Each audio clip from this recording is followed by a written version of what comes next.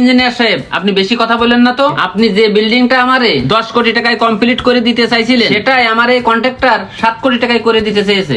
শোনেন চাচা, আমরা তো ইঞ্জিনিয়ার এমনি এমনি হইনি। এই কন্ট্রাক্টর আর আমাদেরকে আপনি এক ভেবেন না। আপনার এই 10 তলা ফাউন্ডেশন উঠানোর জন্য এখানে কি করতে হবে সেটা আমরা ভালোভাবে জানি।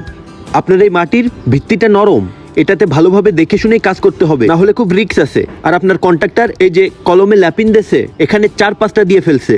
এটা দেওয়ারও তো একটা নিয়ম আছে, সে যে কোনো ভাবে দিয়ে দিলেই তো আর হবে না, তাই না? আর সামান্য কয়টা টাকা বাঁচানোর জন্য আপনি এত বড় রিস্ক কিভাবে নিতে চাচ্ছেন? ও যেটা করেছে সেটা ঠিকই করেছে, আপনার অত জ্ঞান দেওয়া লাগবে না। শুনেন চাচা, এই সামান্য কয়টা টাকা বাঁচানোর জন্য আপনি এত বড় রিস্ক নিয়েন না, পরে কিন্তু বিপদে পড়তে হবে।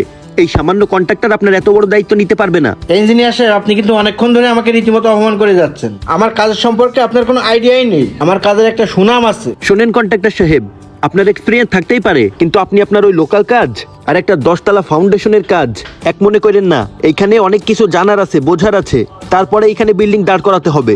এই দায়িত্ব আপনি নিতে পারবেন না। আমি করতে পারবো কি না পারবো সেটা নিয়ে আপনার ভাবা লাগবে না। এ তো 10 তলা বিল্ডিং এর কাজ। আমার 15 তলা বিল্ডিং করার অভিজ্ঞতা আছে ভাই। হ্যাঁ, ভাবছেন কিছুই তো জানি না। ইঞ্জিনিয়ারে 14 তলা করে থুয়ে গেছে, তার উপরে আপনি 1 তলা করেছেন। এটাতে আপনি গর্ব করেন না। এই ইঞ্জিনিয়ার সাহেব, আপনি কিন্তু বেশি কথা বলতেছেন ভাই। ইঞ্জিনিয়ার সাহেব, আপনার দিয়ে আমি এই কাজ আর করাবো না। আপনি বাড়তি কথা বলেন না, এখান থেকে যান। হ্যাঁ, আমি এখান থেকে যাচ্ছি, কিন্তু আপনি চরম একটা ভুল করলেন। এটা পরে বুঝবেন। আমাকে দিয়ে এই বাড়ি ডিজাইন করিয়ে নিয়ে এই যে লোকাল কন্ট্রাক্টর দিয়ে কাজ করাচ্ছেন, সেইটা কখনো ভালোভাবে করতে পারবে না। আমার কথাটা মিলিয়ে নিয়েন। চরম একটা ভুল করলেন, পরে ঠিকই পস্তাবেন। আরে যান যান।